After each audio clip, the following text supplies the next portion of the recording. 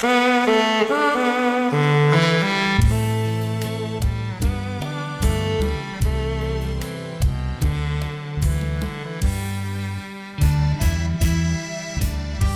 នកុំព្រួយអីណាស្រីមាសបងពេលនេះឯងម្ដងបងមកដល់ហើយបានយល់ស្គាល់ភ័ក្រវលាក់ត្រានត្រើយទ្រូងរៀមបានស្បើយពីទុកកងវល់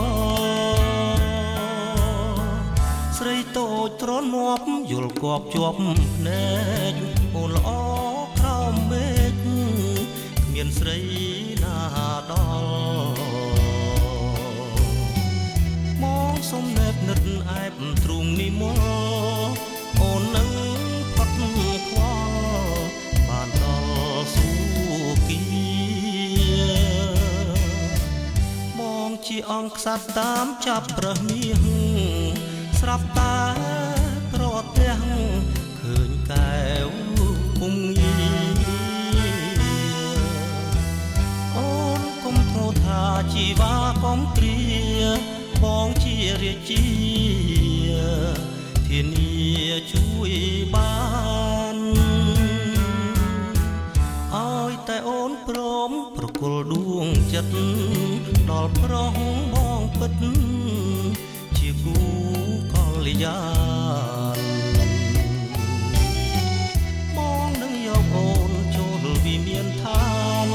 អភិសេករួមប្រានជាឯកមហេសី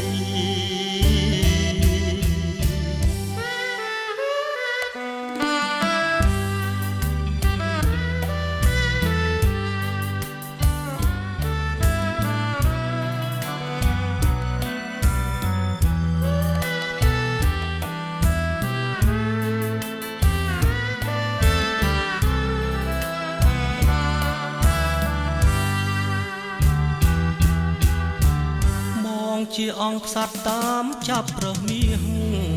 ស្រាប់តែប្រទះឃើញកែវពុំងាអូនកុំធ្ងោថាជីវាកំព្រាបងជារាជាធានាជួយបាន